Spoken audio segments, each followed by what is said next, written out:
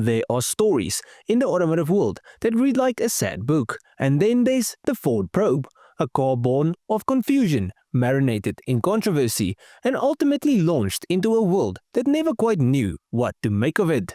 But in order for you to understand its story, we'll have to rewind to the late 1970s and early 1980s, a time when Ford was flirting with disaster. The company had been kicked hard by the oil crisis and left bruised by Japanese imports that were smaller, faster, more reliable, and generally didn't leak oil. The American way of build it big and forget aerodynamics was collapsing. Ford needed to rethink, and that's where the Ford EXP and Mercury LN7 enter the chat. These were front-wheel drive two-seat things built on the back of an Escort, and they flopped harder than fish in a bucket. Ford knew it needed something more practical and more potent, a proper sports coupe, and so they did what any sensible American company might do in the mid-1980s. They called Japan. You see, at the time, Ford owned a 20% stake in Mazda, which crucially knew a thing or two about making cars that didn't suck. Together, they began Project ST16, led by Ford stylist Toshi Saito, and developed in Mazda's home base in Hiroshima. The plan: take Mazda's new GD platform, slap on a sexy futuristic body, and stick in engines Mazda already had lying around. It was to be the new Mustang. Yes, that's right, the Mustang. Ford, in a move that could only be described as absolutely mental, wanted to replace the rear-wheel drive V8 tire-smoking muscle car with a front-wheel drive coupe powered by a 4-cylinder engine.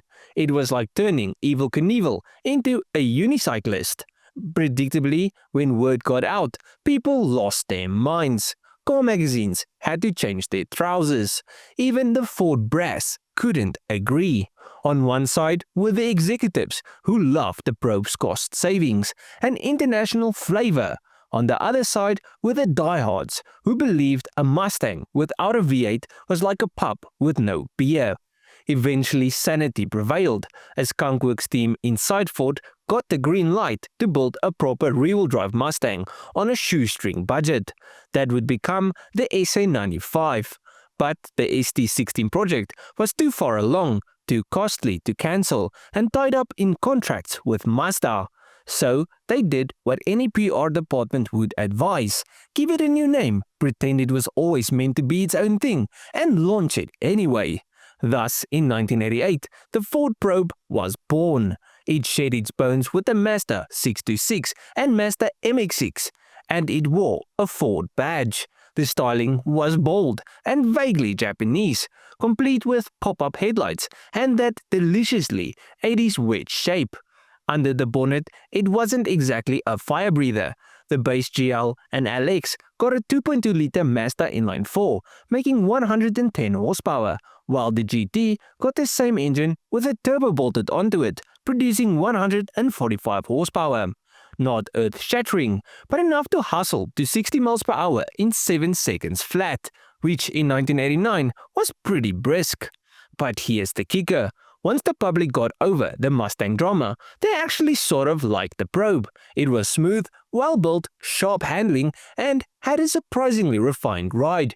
It didn't try to be an American muscle car, and in not trying, it actually succeeded as a sports coupe in its own right. Ford sold over 160,000 units in its first year, and dealerships couldn't keep them in stock. Happy by this success, Ford pressed ahead with a second-generation Probe, launching in 1992 for the 1993 model year. This time, it was bigger, sleeker, and crucially, 125 pounds lighter than the old one. It was drawn by Ford's Mimi van der Molen, who decided it didn't need to look like anything else on the road. The result was a clean, curvaceous coupe that still turns heads to this day. Again, Mazda supplied the guts. The base model got a 2-liter inline-4 with 118 horsepower, while the GT model received a glorious 2.5-liter KLDE V6 with 164 horsepower. No turbo this time, but the V6 made up for it with smoothness, torque and a noise that was almost European in tone. And with the 5-speed manual, the GT still did 0 to 60 in around 7 seconds.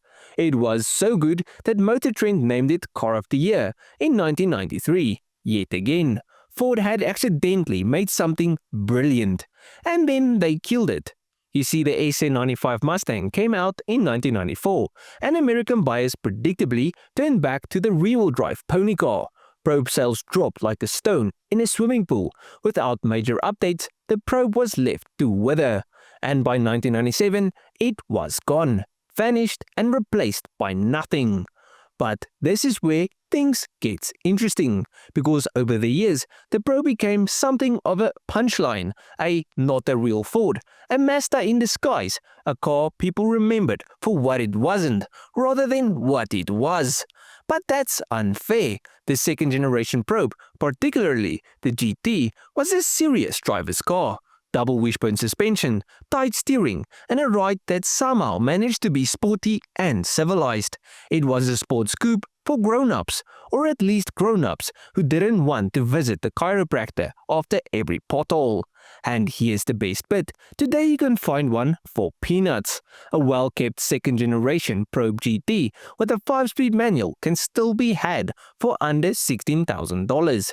That's less than a used Corolla, and you get a car that looks like a concept sketch. Sounds like a baby Alpha.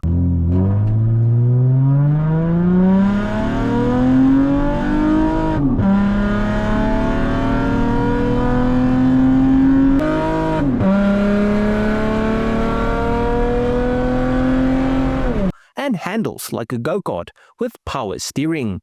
Of course, they're getting rarer. Most have been thrashed, crashed, or modded into oblivion by teenagers with too much enthusiasm and not enough mechanical sympathy. But find a good one, and you've got yourself a modern classic that was misunderstood in its own time. The Ford Probe didn't fail, it just arrived in the wrong decade, wearing the wrong badge and carrying the weight of expectations it never asked for. In truth, it was a brilliant sports coupe, just not the one people thought they wanted. And in that sense, it might be the most accidentally brilliant car Ford had ever made. But at the end of this video, please let me know what you guys think of the Ford Probe and its styling. I think it's a really cool car.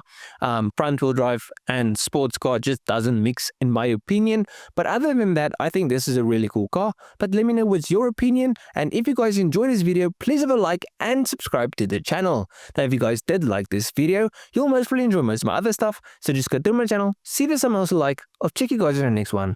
Cheers, eh?